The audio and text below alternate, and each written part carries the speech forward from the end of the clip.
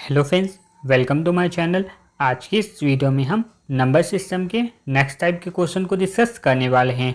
इससे पहले और भी टाइप के क्वेश्चन को अपलोड किया जा चुका है, जिसे देखने के लिए आप लोगों को इस चैनल के प्लेलिस्ट में जाना है। आज हम नंबर सिस्टम के नेक्स्ट टाइप के क्वेश्चन को डिस्कस करने वाले हैं।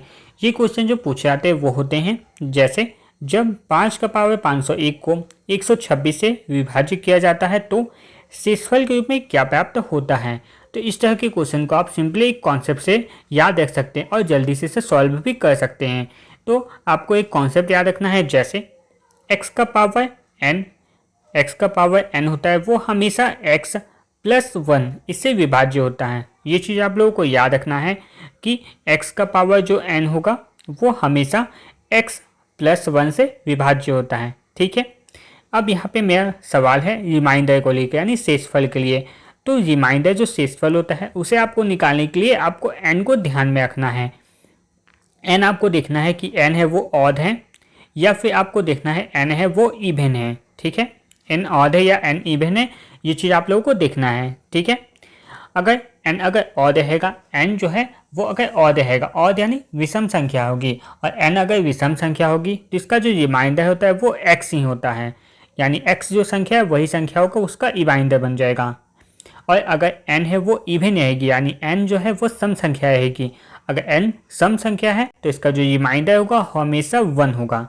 ये चीज़ आप लोगों को याद रखना है। ठीक है, अगर इस कॉन्सेप्ट को आपको याद रखना है, अब इसे हम क्वेश्चन में अप्लाई करके देख लेते हैं ताकि आपका जो कॉन्सेप्ट हो अच्छा से डेवलप हो सके। सबसे पहले हम देख लेते हैं जो यहाँ पे लिखा हुआ है 5 का पावर, जो है 5 का पावर दिया गया है 501। ठीक है, और ये किससे विभाज्य है तो 126 से विभाज्य है। तो आपने देखा होगा यहाँ पे नीचे 126 है, यानी हमको नीचे में क्या चाहिए, x प्लस 1 चाहिए आता है। तो ऊपर में x का मान ऐसा लिखना होगा जिसको जोड़ने पे 126 आ जाए। ठीक है, तो अगर हम 5 के पावर को 3 लिख देंगे तो ये 125 बन जाएगा। ठीक है, अब अगर इससे 501 है उसे मैंने 3 निकाल दिया तो यहाँ पे बच जाएगा 167। आपने एक कॉन्सेप्ट पढ़ा होगा कि x का पावर अगर किसी भी संख्या है उसका पावर में कुछ भी लिख दिया जाए, जैसे 5 की पावर है अगर हमने 2 लिखते हैं, ठीक है, और उसका भी पावर अगर हमने 5 लिख दिया तो ये दोनों पावर जो होते हैं वो मल्टीप्लाई हो जाते हैं। ये चीज़ आप लोगों को पता होगा, नहीं भी पता है तो यहाँ ध्यान रखिएगा कि ये भी एक कॉन्सेप्ट है। किसी भी संख्या जैसे 2 है, 2 का पावर में अगर 5 लिखा हुआ है और 2 का पावर में 5 है और उसके और भी पावर दे दिया गया अगर 2, तो ये क्या होगा, ये दोनों है वो मल्टीप्लाई हो जाता है। तो इस कॉन्सेप्ट को आप लोगों को ध्यान रखना है। इसी कॉन्सेप्ट पे ये क्वेश्चन को घुमाया गया है थोड़ा सा। ठीक है, तो यहाँ पे है 5 का पावर 3 लिख देना है और नीचे ये 5 का पावर 3 यानी 125 हो जाएगा। तो अब ये किससे भाग जाएगा तो 126, यानी नीचे x प्लस 1 होना चाहिए, तो ये 126 से विभाज्य है। ठीक है, अब हमको रिमाइंडर जानना है। तो रिमाइंडर जानने के लिए हमने क्या बताया था कि x का पावर जो n है वो n को आप लोगों को ध्यान रखना है। n जो यहाँ पे है वो एक ऑड नंबर है, n जो है वो ऑड विषम संख्या है, तो इसका जो आंसर हो जाएगा वो x हो जाएगा, यानी 125 हो जाएगा।